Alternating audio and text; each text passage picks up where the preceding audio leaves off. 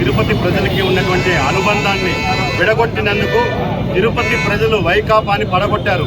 మేము ఆ రోజు ఎన్డీఏ ఎన్నికల సందర్భంగా మా అభ్యర్థి ఆర్ని శ్రీనివాసులు గారిని అఖండ మెజార్టీతో గెలిపించండి, తిరుపతి ప్రజలకు తిరుమల శ్రీవారి దర్శనాన్ని గతంలో ఏ విధంగా అయితే వైఎస్ఆర్ కాంగ్రెస్ ప్రభుత్వం రద్దు చేసిందో దాన్ని పునఃప్రారంభిస్తామని చెప్పి ఇచ్చిన హామీని ఈరోజు టీటీడీ చైర్మన్గా బిఆర్ నాయుడు గారు బాధ్యతలు స్వీకరించిన మొట్టమొదటి సమావేశంలోనే తిరుపతి ప్రజలకు శుభవార్త తెలియజేస్తూ తిరుమల శ్రీవారి దర్శనాన్ని కల్పించారు.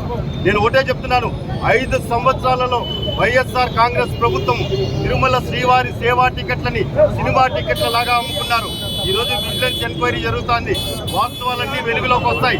నేను తిరుపతి ప్రజల్ని ఒకటే విజ్ఞప్తి చేస్తున్నా, ఆ రోజు ఎన్డీఏ కూటమి అభ్యర్థికి ఓట్లేసి గెలిపించమని మేము విజ్ఞప్తి చేయగా వార్డులో మా బీజేపీ, తెలుగుదేశం, జనసేన కార్యకర్తలు ప్రజలకి ఇచ్చిన హామీని ఈరోజు తూచా తప్పకుండా మేము మాట నిలబెట్టుకున్నాం. కాబట్టి అతి త్వరలో తిరుమల శ్రీవారి దర్శనాన్ని తిరుపతి ప్రజలు ప్రతి నెల మొదటి మంగళవారం ఆధార్ కార్డు ఆధారంగా స్వామివారిని సంతృప్తిగా కడుపు నిండా దర్శనం చేసుకునే భాగ్యాన్ని కల్పించినందుకు టీటీడీ చైర్మన్ బిఆర్ నాయుడు గారికి, ఎన్డీఏ కూటమి నాయకులకు తిరుపతి ప్రజల తరఫున హృదయపూర్వక అభినందనలు తెలియజేసుకుంటున్నామండి.